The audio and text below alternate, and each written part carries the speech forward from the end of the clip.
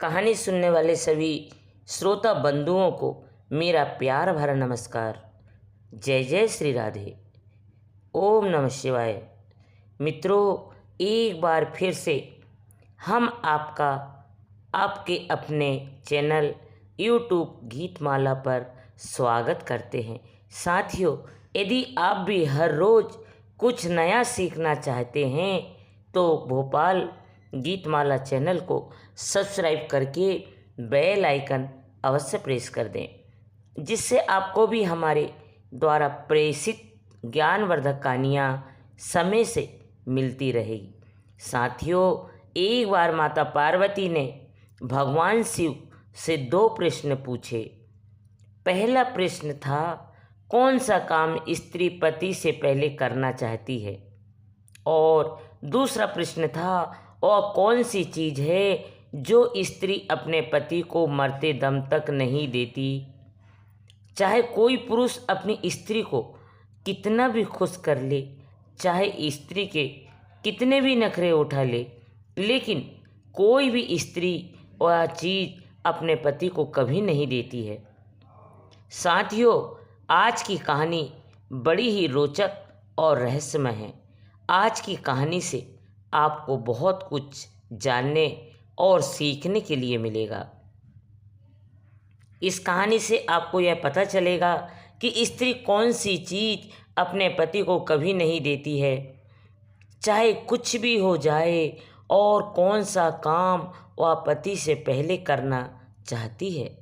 दर्शक बंधुओं, वैसे देखा जाए तो विवाह होने के बाद एक स्त्री पूर्ण रूप से पति को समर्पित हो जाती है। विवाहित स्त्री का अपने पति के हर वस्तु पर पूर्ण अधिकार होता है, और पुरुष का भी अपनी पत्नी की हर चीज़ पर अधिकार होता है। स्वेच्छा से एक महिला अपने पति को खुश रखने के लिए हर वह चीज़ उसे सौंप देती है जिससे पति की खुशी होती है। लेकिन मित्रों, ऐसी क्या चीज़ है जो स्त्री मरते दम तक अपने पति को नहीं देती? ऐसा कौन सा काम है जो वह अपने पति से पहले करना चाहती है? मित्रों, यह प्रश्न सुनने में थोड़ा अजीब जरूर लगते हैं, लेकिन यह प्रश्न हमारे हिंदू धर्म और हमारे रीति रिवाज से बिल्कुल भिन्न नहीं है। अधिकांश लोगों को इनका उत्तर भी मालूम होगा कि वह कौन सी चीज़ है जो पुरुष जीते जी अपनी पत्नी को तो दे सकता है, पर स्त्री जीते जी अपने पति को नहीं दे सकती। यदि आपके मन में भी इस प्रश्न के उत्तर को जानने की जिज्ञासा है तो कृपया बने रहिए वीडियो की समाप्ति तक। आज आपको भी इस कहानी के माध्यम से पता चल जाएगा कि ऐसी क्या चीज़ है जो। चलिए मित्रों, कहानी शुरू करते हैं। मित्रों, बहुत समय पहले की बात है। एक बार माँ पार्वती और भगवान शिव कैलाश पर्वत पर बैठे हुए थे। आप जानते हैं कि माता पार्वती भगवान शिव से जिज्ञासावश कुछ न कुछ पूछती ही रहती है, और भगवान भोलेनाथ माता पार्वती की जिज्ञासा शांत करने के लिए उन्हें कथाएं सुनाते रहते हैं। तो एक बार कैलाश पर्वत पर उनके बीच में वार्तालाप हो रही थी। माता पार्वती ने सोचा कि आज भोलेनाथ परम प्रसन्न दिखाई दे रहे हैं, तो क्यों ना आज भोलेनाथ से कुछ ज्ञान भी अर्जित कर लिया जाए। यही सोचकर माता पार्वती ने भोलेनाथ से कहा, प्रभु, आपकी आज्ञा हो तो आपसे कुछ पूछना चाहती हूँ। देवों के देव महादेव बोले, कहो देवी, आप मुझसे क्या जानना चाहती हो। भोलेनाथ की आज्ञा मिलते ही माँ पार्वती भोलेनाथ से प्रश्न पूछने लगी, और भोलेनाथ बड़े ही सुंदर ढंग से माँ पार्वती के प्रश्नों के उत्तर देते हैं। मित्रों, प्रश्न उत्तर का ये क्रम चल रहा था। तभी माँ पार्वती ने भोलेनाथ से कहा, दीनानाथ, आपने मेरे सभी सवालों का जवाब तो दिए दिए है, लेकिन मेरे 2 प्रश्न और शेष बचे हैं। तब भोलेनाथ से कहा, दीनानाथ, आपने मेरे 2 सवालों के जवाब तो दिए, लेकिन मेरे 2 प्रश्न और शेष बचे हैं। भोलेनाथ बोले, देवी आप प्रश्न पूछिए, मैं उनके भी उत्तर देकर तुम्हारी शंका का समाधान करूँगा। भोलेनाथ का इशारा मिलते ही माता पार्वती ने एक ऐसा प्रश्न पूछ लिया जो बड़ा ही रहस्यपूर्ण था। माता पार्वती ने पूछा, हे देवाधिदेव, मुझे यह बताइए कि एक स्त्री पुरुष का रिश्ता प्रेम, विश्वास, त्याग और समर्पण से बनता है। यदि इनमें किसी चीज़ का अभाव रहता है तो रिश्ते की नींव कमज़ोर पड़ जाती है। कई बार तो इनके अभाव के चलते रिश्ता टूट भी जाता है। कहते हैं पति पत्नी के रिश्ते में कपट के लिए कोई स्थान नहीं होता है। अगर किसी स्त्री पुरुष के बीच में क्लेश मात्र भी कपट आ जाता है तो रिश्ता टूटने की कगार पर पहुंच जाता है। और जहाँ प्रेम होता है, विश्वास होता है, वहीं ग्रस्त जीवन खुशहाल होता है। और जहाँ झूठ और कपट का क्लेश मात्र भी अंश होता है, वहाँ ग्रस्त जीवन कलह और क्लेश से भर जाता है। वहाँ पति और पत्नी के रिश्ते में कोई मजबूती नहीं रहती। इसलिए मैं ये 2 प्रश्न आपसे जानना चाहती हूँ। वो कौन सी चीज़ है जो स्त्री अपने पति को मरते दम तक नहीं देती, और वह कौन सा काम है जिसे प्रत्येक स्त्री अपने पति से पहले करना चाहती है, जबकि हर काम स्त्री अपने पति को ही आगे रखती है। फिर ऐसा कौन सा काम है जो वो पति से पहले करना चाहती है। दर्शक बंधुओं, माता पार्वती के दोनों प्रश्नों को सुनकर भगवान शिव मुस्कुराते हुए बोले, हे देवी, जिन प्रश्नों के उत्तर तुम जानना चाहती हो उनके जवाब में तुम्हें एक कहानी के माध्यम से बताता हूँ।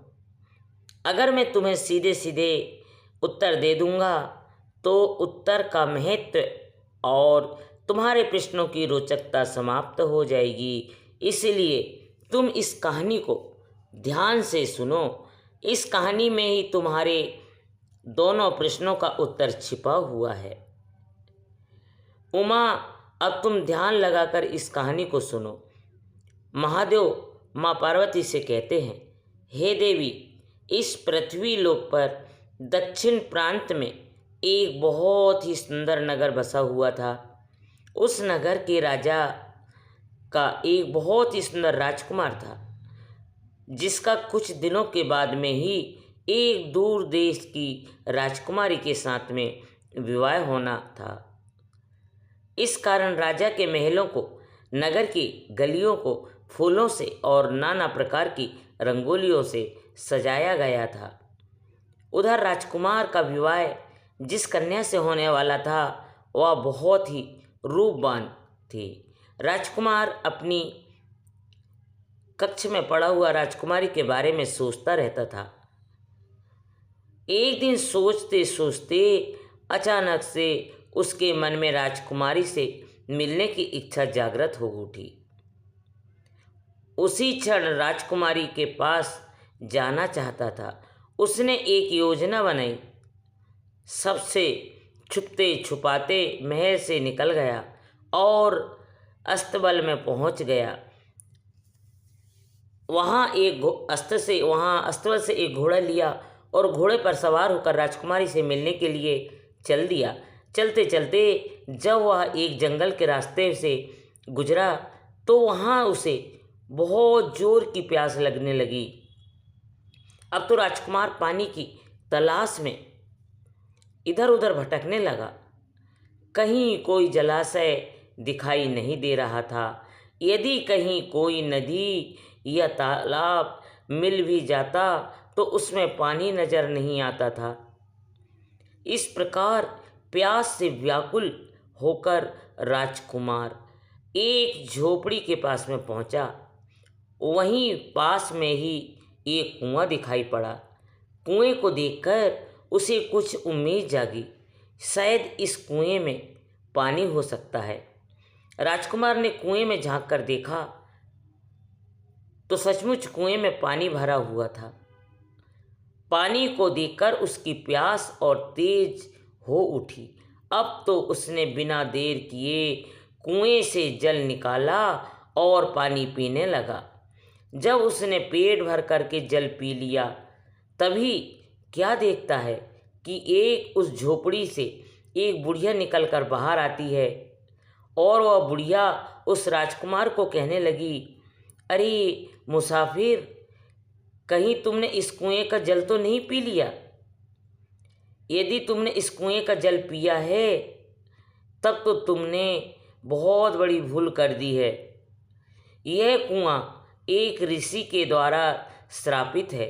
इस कुएं का जल पीने वाला मनुष्य नरभक्षी बन जाता है। आज से तुम भी हर रोज रात होते ही नरभक्षी बन जाओगे। उस समय तुम्हारे पास जो मनुष्य आएगा तुम उसका भक्षण कर लोगे। उस समय तुम यह नहीं सोचोगे कि यह मेरी माता है, यह मेरे पिता है, यह मेरी पत्नी है, यह मेरे भाई है या यह मेरी बहन है। उस समय तुम्हारे निकट जो भी दिखाई देने वाला मनुष्य या पशु सिर्फ तुम्हारा भोजन होगा। दर्शक बंधुओं, उस बुढ़िया के मुख से श्राप की बात सुनकर राजकुमार बड़ा दुखी होने लगा। कहने लगा कि माँ जी, तब तो मैंने इस कुएं का जल पीकर घोर अनर्थ कर डाला है। ऐसे तो मैं न जाने कितने मनुष्य को हर रोज अपना आहार बनाऊंगा, जिसमें मेरे अपने भी शामिल हो सकते हैं। मित्रों, राजकुमार विनती करके बोला, हे माई, क्या इस श्राप से मुक्त होने का कोई उपाय नहीं है? यदि नहीं है तो मैं अपने आप को ही खत्म कर लूँगा, जिससे मैं किसी दूसरे को मारकर अपना भोजन ना बना सक पाऊँ। राजकुमार की ये वचन सुनकर वो बूढ़ी माता कहती है, पुत्र, इस श्राप से मुक्त तो हो सकते हो, लेकिन इस उपाय को करने में कठिनाई बहुत है। राजकुमार बोला, हे माँ, यदि आपको इस श्राप से मुक्ति का उपाय पता है तो कृपया मुझे बता दीजिए। चाहे कितना भी कठिन हो मैं उसे ज़रूर करूँगा। मेरे मार्ग चाहे कितने भी अड़चने आए, लेकिन मैं पीछे नहीं हटूँगा। कृपा करके आप मुझे वो उपाय बताइए। तब बुढ़िया कहने लगी, बेटा, यहाँ से कुछ मील की दूरी पर एक ऊंचा सा पहाड़ है। उस पहाड़ पर सीधी चढ़ाई है। उस पहाड़ की चोटी पर हरे भरे पेड़ पौधे से भरा हुआ एक जंगल है। उसी जंगल के बीचों बीच में एक कायाकल्प नाम की बूटी है। वह बूटी अपना रंग रूप बदलती है। यदि तुम किसी तरह से उस बूटी तक पहुंच जाओ और उस बूटी के रस का सेवन कर लो तो इस कुएं के जल का प्रभाव समाप्त हो जाएगा और तुम इस भयंकर श्राप से मुक्त हो सकते हो। लेकिन पुत्र, जाने से पहले मेरी एक बात को ध्यान से सुन लो। सूर्यास्त होने से पहले तुम किसी एकांत स्थान पर जाकर छुप जाना। यदि आप कहीं मनुष्यों की बस्ती में ठहर गए तो ना जाने कितने निर्दोष मनुष्यों को तुम्हारा आहार बन जाएगा। तब दोस्तों, राजकुमार ने कहा, ठीक है, मैं इस बात को भली भांति याद रखूंगा। इतना कहकर राजकुमार उस बूढ़ी माँ से विदा लेकर उस कायाकल्प औषधि को ढूंढने के लिए चल देता है। इधर तो भगवान शिव माँ पार्वती को यह कहानी सुना रहे थे। इतनी कहानी सुनने के बाद माँ पार्वती भोलेनाथ से कहती है कि प्रभु, कुछ समझ में नहीं आ रहा है कि आप मेरे प्रश्न का उत्तर किस प्रकार देना चाहते हैं। भगवान शिव बोले, देवी धैर्य रखें, आपको आपके प्रश्नों का जवाब इसी कहानी से मिलने वाला है। आप बस कहानी को ध्यान से सुनते जाइए। भोलेनाथ आगे की कहानी बढ़ते हुए कहने लगे, देवी राजकुमार बूढ़ी माता से विदा लेकर अपनी मंजिल की तलाश में आगे बढ़ गया। राजकुमार बड़ा चिंतित होता हुआ उस पर्वत की ओर बढ़ता जा रहा था जहाँ वह कायाकल्प वाली औषधि थी। औषधि वाला पर्वत वहाँ से काफ़ी दूर था। चलते चलते राजकुमार को दोपहर से शाम हो गई। इधर सूर्यास्त भी होने को था। राजकुमार को याद आया कि मैं शाम होते ही नरभक्षी बन जाऊंगा। राजकुमार ने सोचा कि अब आगे का रास्ता मैं सुबह सूर्य निकलने के बाद तय करूंगा। पहले मैं किसी निर्जन स्थान पर जाकर रात गुजार लेता हूँ। यदि मैं नरभक्षी बन गया तो मेरे द्वारा निर्दोष लोगों की जान चली जाएगी। मित्रों, राजकुमार अब राजकुमारी से मिलने का विचार तो त्याग ही चुका था, क्योंकि वह जानता था कि इस दशा में राजकुमारी से मिलना भी उसके लिए हितकर नहीं है। वह राजकुमार गांव और नगरों को बचाता हुआ जंगल की ओर चला गया, जहां किसी मनुष्य के आने जाने का मार्ग नहीं था। उसने अपने आप को एक पर्वत की गुफा में बंद कर लिया। इधर काफ़ी रात हो चली थी। वह राजकुमार नरभक्षी के रूप में परिवर्तित होने ही वाला था कि इधर बंधुओं राजकुमार ने जिस गुफा में अपने आप को छुपाया था, उसी गुफा में एक बड़ा ही खूंखार भेड़िया रहता था। वो भेड़िया आए दिन लोगों की जान लेता रहता था। चारों तरफ लोगों के मन में उस भेड़िए को देखकर दहशत बनी हुई थी। इधर क्या हुआ, जब वो राजकुमार गुफा के अंदर पहुंचा तो उसे खूंखार भेड़िया गुफा के अंदर बैठा मिला। उस भेड़िए ने राजकुमार को देखा तो मन में बड़ा खुश हुआ कि आज तो घर बैठे ही भोजन चलकर आ गया। भेड़िया घूरता हुआ उस राजकुमार की ओर आ पड़ता है। वह उसे खाने ही वाला था कि इतने में राजकुमार पर उस श्राप का असर होने लगा। पल भर में ही राजकुमार मनुष्य से नरभक्षी पिशाच के रूप में बदल गया। भेड़िया ने देखा कि यह तो कोई मुझसे भी अधिक खूंखार जानवर है, तो वह एकदम से डर गया और अपने आप को छुपाने के लिए जगह ढूंढने लगा। नरभक्षी राजकुमार भी भेड़िए को देखकर उसके ऊपर टूट पड़ा और थोड़ी ही देर में वो भेड़िए को मारकर खा जाता है। दर्शक बंधुओं, इस प्रकार राजकुमार ने नरभक्षी के रूप में रात को उस गुफा में बिताई और सुबह होते ही वह अपने रूप में आ गया। सुबह हुई तो राजकुमार गुफा से निकलकर आगे की राह तय करने लगा। तभी कुछ गांव के लोगों ने देखा कि यह नवयुवक तो उस दिशा से आ रहा है जिधर वो आदमखोर भेड़िया रहता है। लोगों को उसे जीवित देखकर बड़ा आश्चर्य हुआ। सब लोग पूछने लगे, अरे भैया, तुम कौन हो और इधर कहाँ से आ रहे हो? इधर तो एक बड़ा ही खूंखार भेड़िया रहता है जो लोगों को मार कर खा जाता है। तुम भला जीवित कैसे बचे? तब राजकुमार ने बताया, अरे भाई, मुझे किस बात का भय लगता है। जिस भेड़िए की बात कर रहे हो वह तो उस गुफा के द्वार पर मरा हुआ पड़ा है, मैंने उसे मार डाला है। राजकुमार की बात सुनकर गांव वाले को बड़ा आश्चर्य हुआ और वे सब इस बात की पड़ताल करने लगे। गुफा के पास गए तो देखा सचमुच वो भेड़िया मरा पड़ा था। यह देखकर लोगों के मन में भेड़िया को लेकर जो दहशत थी वह खत्म हो गई और पूरे राज्य में इस बात की खबर फैल गई कि एक सामान्य पुरुष ने उस भेड़िए को मार डाला है। जब यह बात वहाँ के राजा को पता चली तो वो राजा उस राजकुमार को मिलने के लिए अपने महल में बुलाता है और कहता है कि हे युवक, तुमने उस भेड़िया को मारकर हमारी प्रजा को निर्भय कर दिया है। मैं तुम्हारी वीरता और साहस को कायल हो गया हूँ।